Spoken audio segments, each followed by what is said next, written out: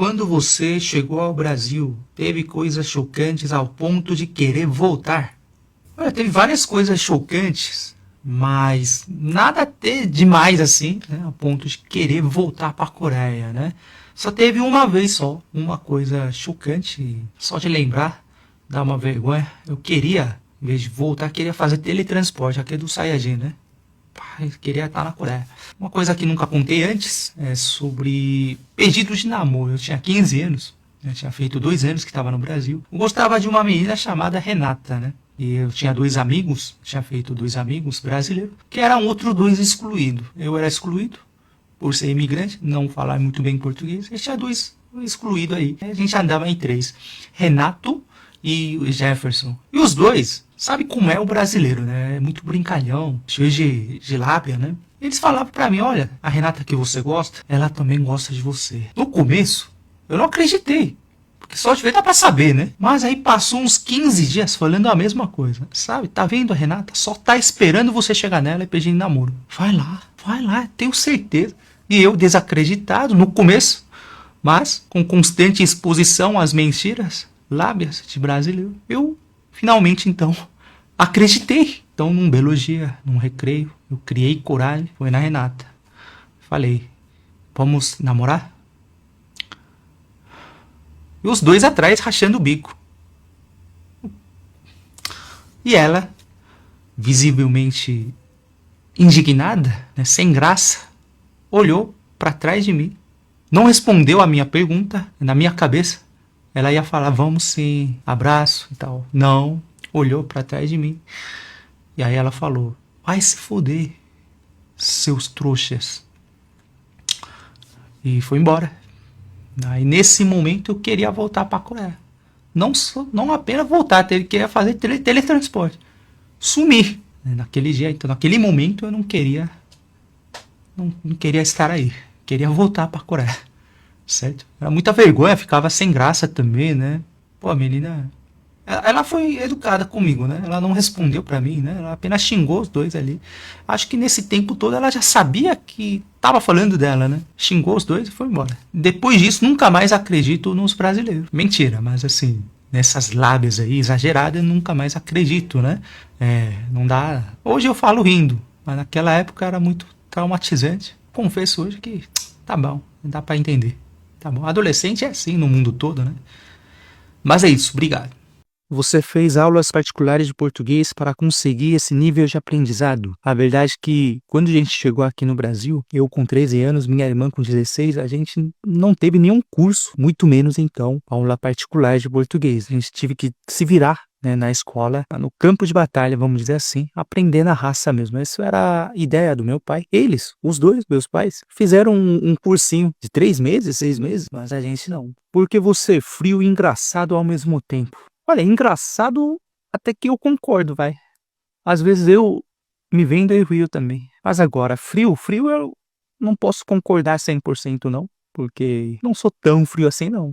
É difícil de me ver esse meu lado mais quente, mais pessoal. Mas eu sou super de boa, quente. O dia que você for pra Coreia, me leva junto, se não for pedir muito.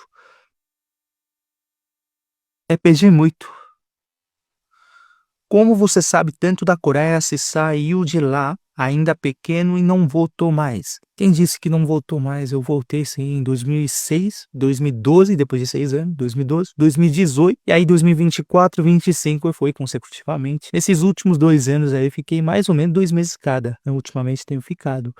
E também, né, eu tenho muito interesse em saber da Coreia, que é meu país, né? Acabei passando toda a minha infância lá. Quem não teria interesse em acompanhar as coisas que localmente na comunidade coreana tem sempre uns 3 jornais ali. Não sei quanto que tem hoje ativamente, mas na minha época tinha 3, 4 jornais. Eu lia todos os artigos, interesse, né, de olho na Coreia, também mesmo estando aqui no Brasil. E também acabava se relacionando com expatriados coreanos. Eu perguntava muita coisa, eles também perguntavam muita coisa de mim no Brasil e tudo. Então essa troca de informação sempre mais atualizada. Vinha muitos jovens intercambistas da mesma idade que eu, vindo da Coreia para cá. Então a gente relacionava muito, né? Conversava muito. Então eu sei muito bem da Coreia. Então essa visão mais de fora que eu tenho, né?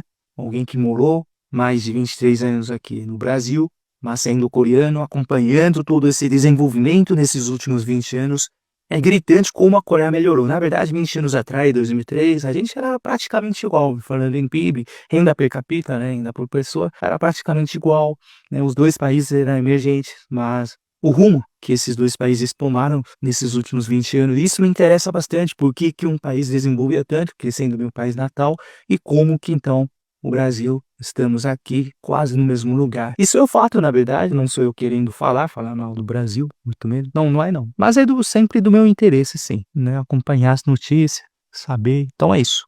Veja os coreanos, tudo dorme no chão. Na hora de lepo-lepo, não dói as costas e joelho, não. Olha, primeiro que essa brincadeira, né, de repetir o termo 2 vezes para se referir a alguma coisa é muito engraçado. Lepo-lepo, sei lá, bate-bate, troca-troca. É bem legal, é engraçado, né, de ver. Bom, segundo, respondendo a sua pergunta, bem específico e curioso, né? Olha, se fosse no chão seco, sem nada, eu não sei como é, tá? Mas deve doer, deve ferrar seu joelho, a costa. Mas os poucos coreanos que sobrou ainda que dormem no chão, eles não dormem no chão diretamente, no piso frio, não.